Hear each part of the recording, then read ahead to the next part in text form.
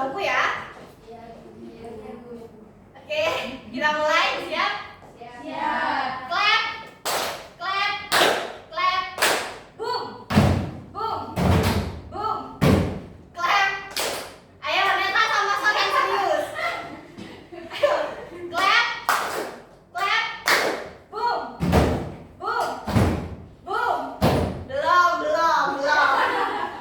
Lagi. Lagi. Clap, clap, bang. Yeay, udah dapat. Oke, udah semangat.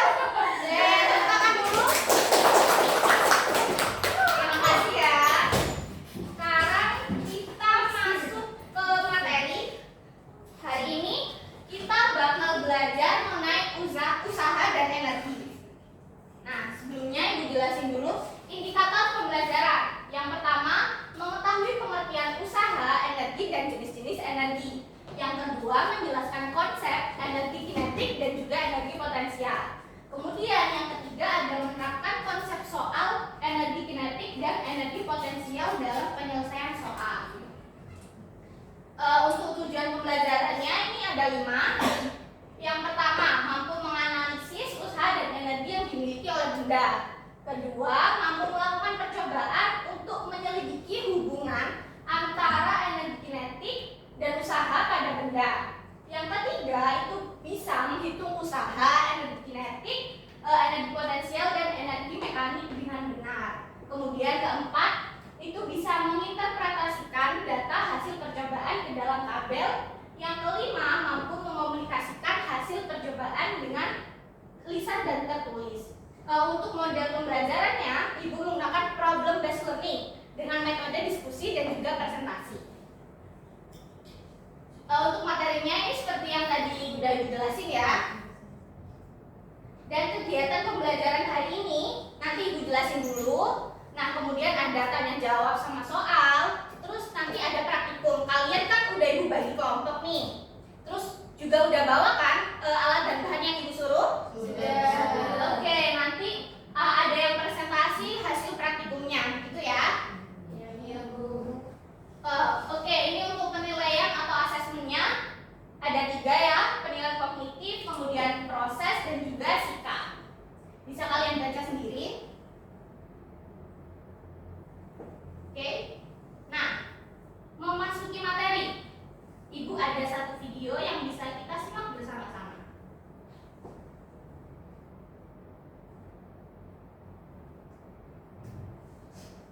Sebentar.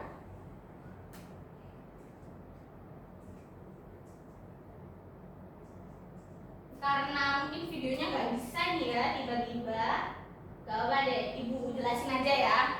Nah, kalau dalam kehidupan sehari-hari kalian itu biasa udah kenal energi dan usaha nggak?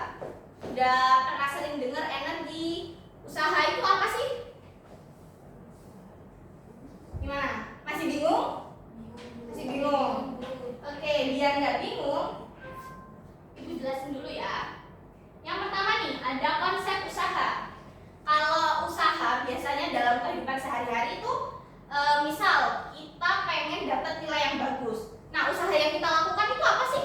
Belajar. Itu ya. Nah, itu merupakan satu bentuk usaha, yaitu kegiatan yang kita lakukan untuk mencapai tujuan tertentu.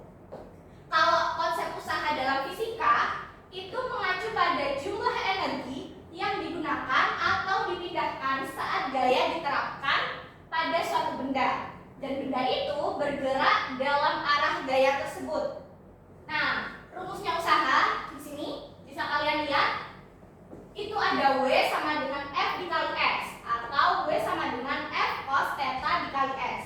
Keterangannya, W itu usaha, satuannya Joule, kemudian F itu gaya, satuannya Newton, dan S itu perpindahan.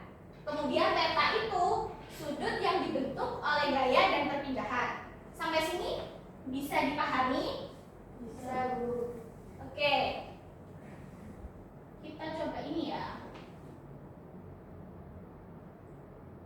Nah, biar bisa lebih paham lagi mengenai konsep usaha, Ibu pengen kalian berpikir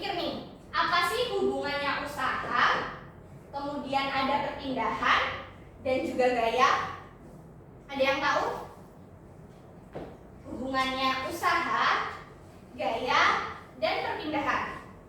Kalau lihat dari rumus yang tadi, nah, mungkin kalian bisa ngerti hubungannya antara usaha, gaya, dan perpindahan itu gimana sih hubungannya? Masih bingung? Atau ada yang mau mencoba menjawab?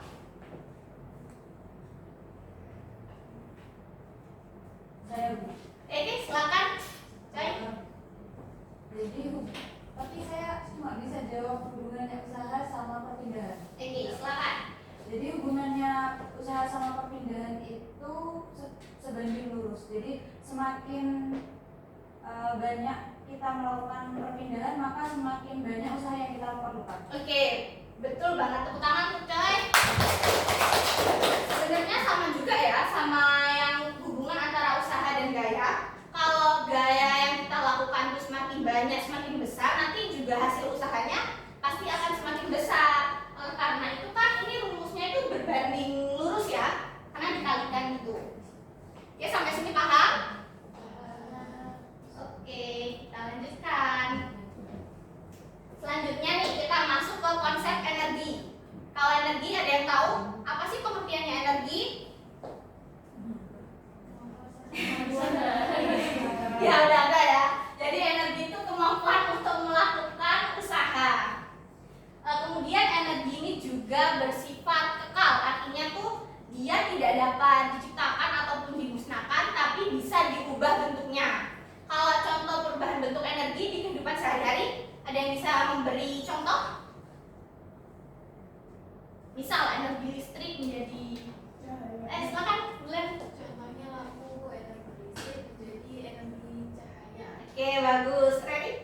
Ada lagi mungkin? Jadi lampu kipas angin. Nah, iya betul, bagus bagus. Oke, kita lanjutkan ya. Nah, seperti tadi yang sudah dijelaskan di awal, kalau kita bakal bahas energi kinetik. Nah, apa sih energi kinetik itu? Energi kinetik merupakan energi yang dimiliki benda karena geraknya. Jadi biar kalian tuh bisa mengingat dengan bisa biar ingat terus gitu ya. Kalau energi kinetik itu hubungannya dengan gerak. Nah, untuk rumusnya itu EK sama dengan setengah mv kuadrat. EK ini simbolnya energi kinetik, satuannya joule, kemudian M itu massa benda, satuannya kilogram, dan V itu kecepatan benda, satuannya meter per sekon. Oke, biar bisa lebih paham lagi, ini ada beberapa contoh energi kinetik. Nah, di situ ada contohnya seorang yang sedang berjalan. Ketika berjalan kan dia bergerak. Nah, itu berarti sedang terjadi energi kinetik di situ. Kemudian misal ini ada seorang yang terjatuh. Terjatuh kan juga bergerak ya. Nah, itu juga masuk ke energi kinetik dan lain sebagainya. Ini bisa kalian lihat sendiri contohnya.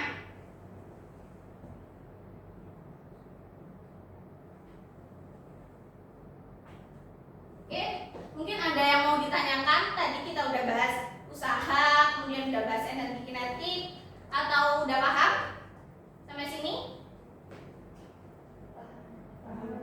Mana nih suaranya paham apa enggak? Oke, lanjut ya. Oke, selanjutnya kita bahas energi potensial. Kalau tadi energi kinetik itu hubungannya dengan apa? Oke, nah kalau energi potensial itu hubungannya dengan kedudukan atau posisi dari benda. Oke, benda yang memiliki kedudukan di atas permukaan bumi dikatakan bahwa benda tersebut memiliki energi potensial gravitasi. Nah, sedangkan jika suatu benda itu ditegakkan, ditekan atau ditarik, maka benda itu memiliki energi potensial tegas. Jadi sebenarnya energi potensial ini ada dua, ada energi potensial gravitasi sama energi potensial tegas. Nah, tapi yang bakal ibu bahas ini cuman di energi potensial gravitasi bumi aja. Nah, ini yang bakal kita bahas. Kalau energi potensial gravitasi bumi itu benda bermassa M dibawa ke atas oleh gaya F melawan gaya gravitasi, sehingga benda tersebut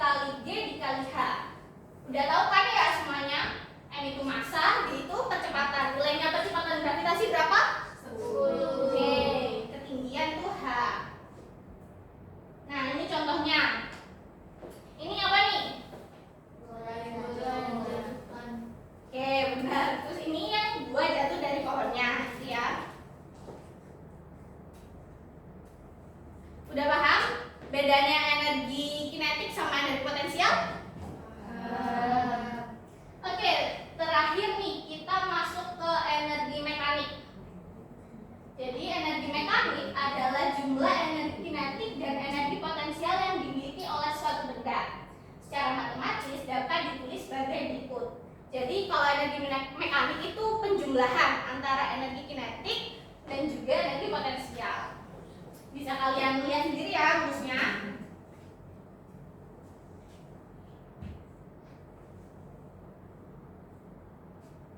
Terus ini ada contoh energi mekanik.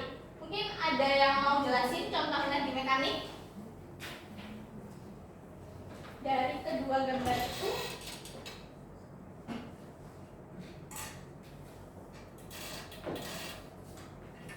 Atau ibu jelasin aja nih? Ya, ibu jelasin ya. Nah, kalau energi mekanik kan gabungan nih antara energi kinetik dan juga energi potensial. Di sini misal seseorang tuh bermain bulu tangkis, kan dia tuh melempar koknya ya sama raket dipukul gitu kan ya.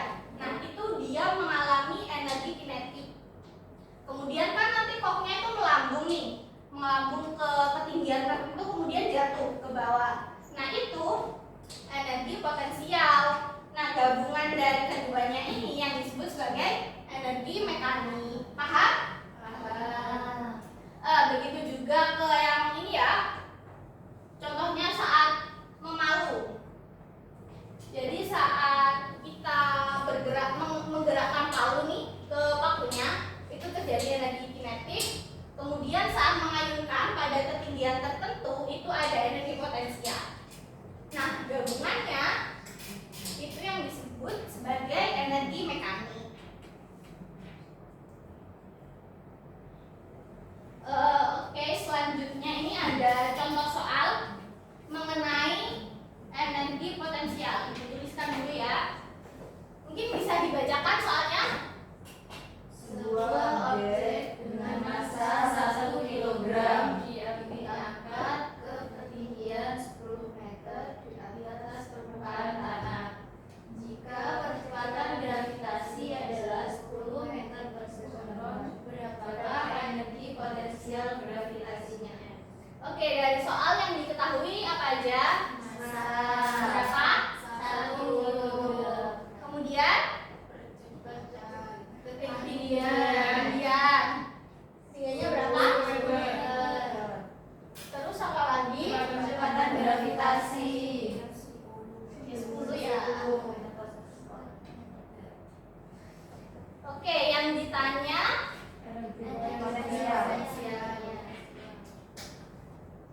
tadi udah pada tahu kan ya rumusnya energi potensial? Masih ingat? Ingat. EP sama dengan Energi kali H. berarti ini tinggal kita masukkan aja ya. Hasilnya oke, contoh soal ini paham kan ya? Karena gampang. Oke. Karena tadi Ibu udah jelasin nih mulai dari konsep usaha, energi, kemudian ada contoh-contohnya. Sekarang kita latihan soal sedikit untuk mengetahui pemahaman kalian ya. Oke. Sebutkan perbedaan antara energi kinetik dan energi potensial. Silakan yang mau jawab. Saya Bu. Oke, seperti dulu. Energi kinetik itu energi yang dimiliki benda karena geraknya, sedangkan energi potensial itu energi yang dimiliki benda karena posisinya. Oke, bagus. Benar. Tepuk tangan untuk Silvi. Selanjutnya Ibu pengen Neta yang jawab. Kalau energi kinetik itu dipengaruhi oleh massa dan kecepatan benda, tapi kalau energi potensial dipengaruhi oleh massa, ketinggian, sama posisi bendanya. Oke, itu tadi bisa dilihat dari rumusnya ya. Oke, beri tepuk tangan dulu buat Neta. Satu lagi, Ibu pengen. Ada yang mau jawab?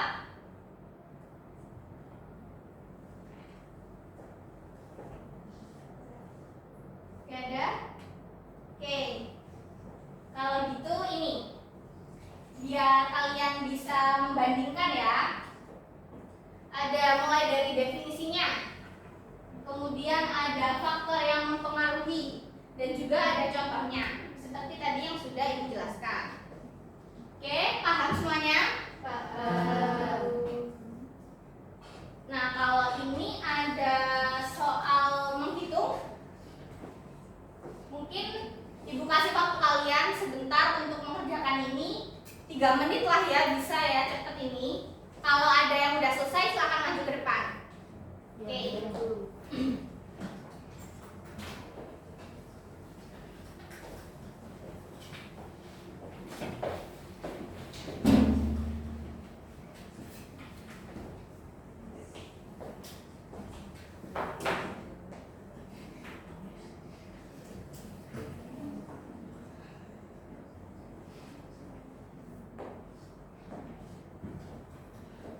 Bisa.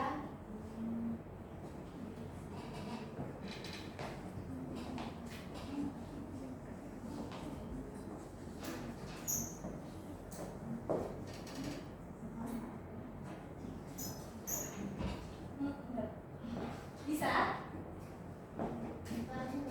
Masih bingung. Oke, masih ada waktu.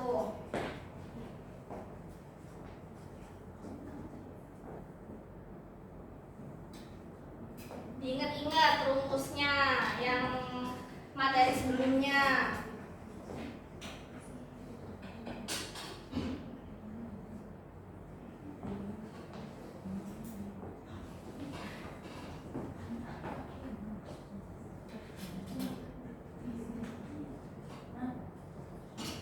Bisa? Oke.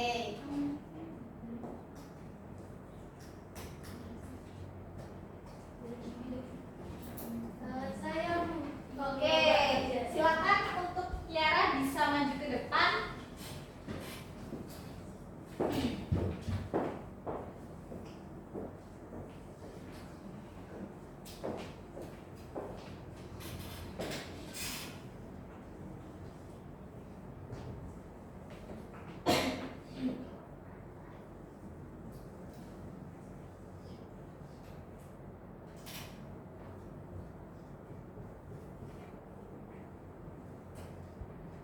Yang lainnya ada yang udah ketemu jawabannya? Belum ya? Belum ya. Masa susah sih, Rek? Enggak kan?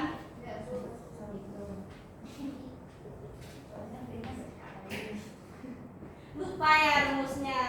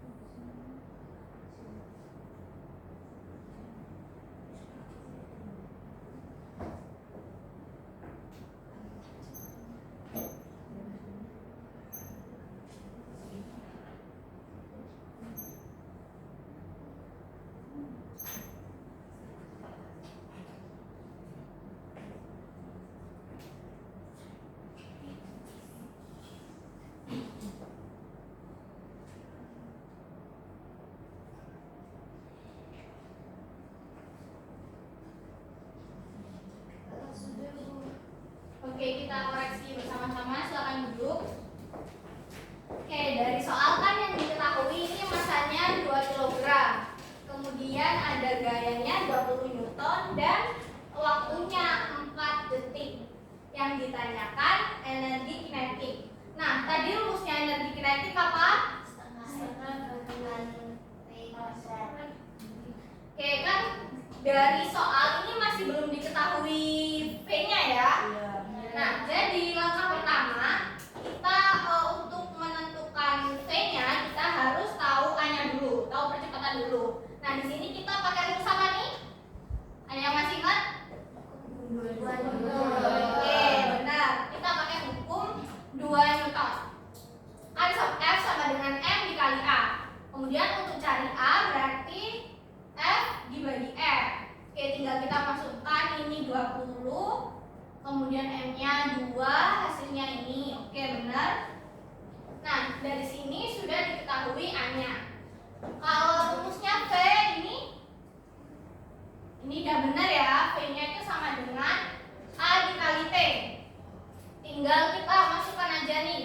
A-nya tadi 10, kemudian T-nya diketahui 4, jadi V-nya 40. Terus bisa langsung kita masukkan ke rumus TK-nya untuk mencari energi kinetik. Setengah V kuadrat, setengah ini M-nya 2, oke. Ini 40 kuadrat. Oke, benar ya jawabannya. Kasih tepuk tangan dulu buat Tiara. Satu pertanyaan terakhir. Mengapa usaha yang dilakukan untuk mengangkat benda yang lebih berat itu lebih besar? Ada yang mau jawab? Oke, silakan. Karena gaya gravitasi yang bekerja pada benda yang lebih berat akan lebih besar. Semakin besar massa benda, semakin besar gaya gravitasinya. Sehingga semakin berat benda, semakin besar gaya yang harus dikeluarkan. Oke, tepuk tangan dulu untuk Mahya. Jawabannya benar banget. Oke, jadi kenapa usaha yang dilakukan untuk mengangkat benda yang lebih berat itu akan lebih besar? Karena adanya pengaruh gaya gravitasi. Gaya gravitasi kan gaya tarik menarik antar dua benda yang memiliki massa. Semakin besar massa benda, semakin besar pula gaya gravitasinya. Contohnya nih, ketika kalian mengangkat batu dengan berat 10 kg, pasti membutuhkan usaha yang lebih besar lagi daripada ketika kalian mengangkat batu yang cuma 5 kg. Sampai sini paham semuanya? Oke, gak ada yang mau ditanyakan? Oke, kalau gitu kita masuk ke praktikum. Praktikum mengenai hubungan usaha dan energi kinetik. Ini bakal ibu bagikan ya LKPD-nya sesuai kelompok. Ada kelompok 1 dan juga kelompok 2.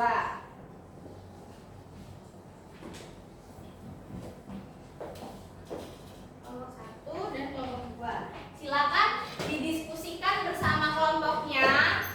Cari jawabannya bareng-bareng. Kemudian kalau ada yang nggak tanya, enggak. Kalau ada yang kesulitan bisa ditanyakan. Paham? Jangan dong. Kalau tanya jawabannya gimana?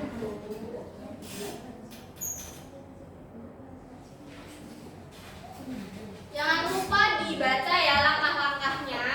Kemudian juga ini kalau mengisi tabelnya yang sesuai gitu, jangan sampai ada yang salah. Oke? Ibu kasih waktu berapa menit ya anaknya nih? 10, Bu. Oke, 10 ya. Ya. Oke, silakan dikerjakan.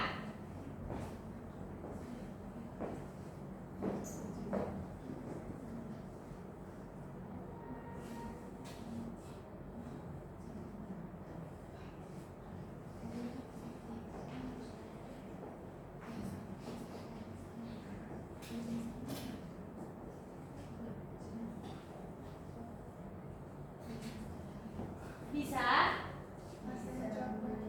Oke, bagus ya tulisannya.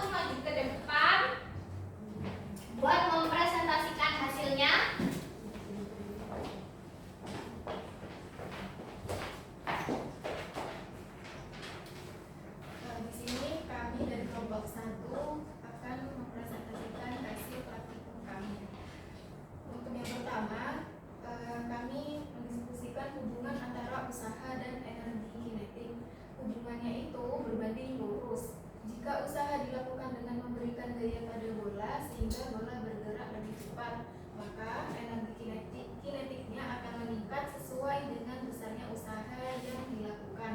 Namun sebaliknya, jika usaha yang dilakukan mengurangi kecepatan bola, maka energi kinetiknya akan berkurang.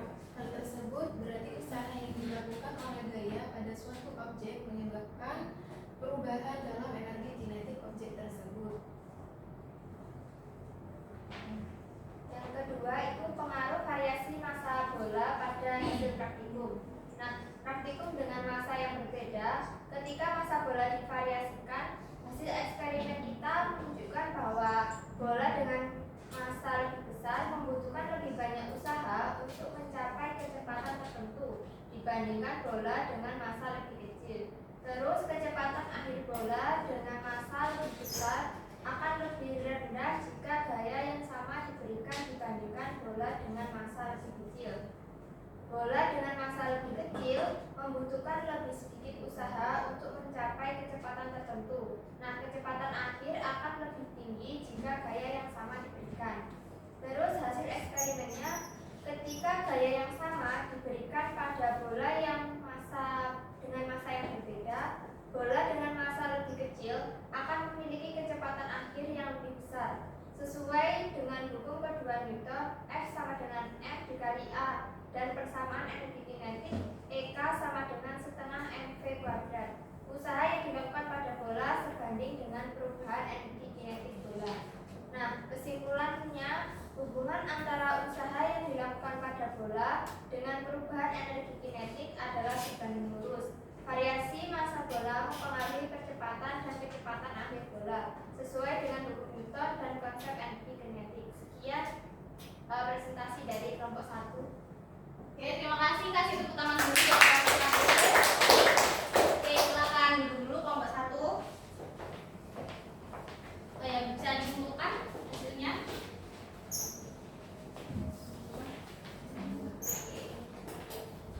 Nah, tadi kan kelompok 1 udah presentasi. Mungkin dari kelompok 2 ada yang mau menanggapi atau memberi masukan, dipersilakan. Mau di situ aja? Iya. Oke, boleh. Silakan kelompok 2. Dari yang dijelaskan oleh kelompok 1 itu bahwa ketika gaya yang sama diberikan pada bola dengan massa berbeda, itu bola dengan massa lebih kecil akan memiliki kecepatan akhir lebih cepat. Nah, hal tersebut itu sesuai dengan hukum 2 Newton dengan rumus F sama dengan M dikali A, dan persamaan energi kinetik itu yaitu seperti yang disingkapkan itu ada rumusnya EK sama dengan setengah mv kuadrat, sehingga usaha yang dilakukan itu pada bola sebanding dengan perubahan energi kinetik bola. Oke, beri tepuk tangan dulu untuk kelompok 2. Oke, dari sini berarti kalian sudah paham ya untuk praktikum antara hubungan usaha dengan energi kinetik, yang mana hubungannya itu kan sebanding ya, seperti yang tadi sudah dipresentasikan kelompok 1 dan juga sudah ditambahkan oleh kelompok 2. Oke, dari sini mungkin ada yang mau ditanyakan sebelum kita mau mengakhiri pembelajaran hari ini. Oke, sudah ya. Nah, terakhir nih kita masuk ke kesimpulan. Kesimpulan dari pembelajaran hari ini, kita udah belajar apa aja sih? Terus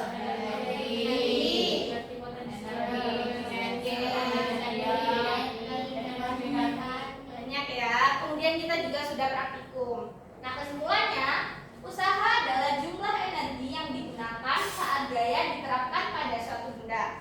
Kemudian energi itu tidak dapat diciptakan ataupun dimusnahkan, hanya dapat diubah bentuknya dari satu bentuk ke bentuk yang lain. Nah, kemudian energi itu dapat berada dalam berbagai bentuk, termasuk energi kinetik atau yang berhubungan dengan gerakan, kemudian energi potensial yang berkaitan dengan posisi atau kondisi suatu benda, dan energi panas, energi listrik, energi kimia, dan lain sebagainya. Oke. Nah, untuk pembelajaran minggu depan nanti kita akan masuk ke materi baru nih ya. Jadi dipersiapkan untuk materi selanjutnya.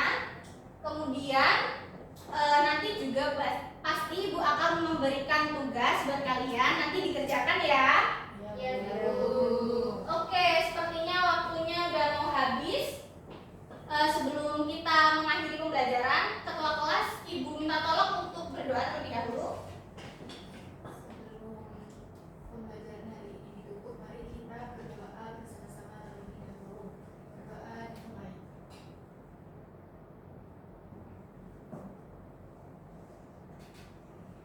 Selesai. Oke, terima kasih. Gimana pembelajarannya hari ini? Menyenangkan. Oke. Terima kasih semuanya atas waktunya, atas perhatiannya. Semoga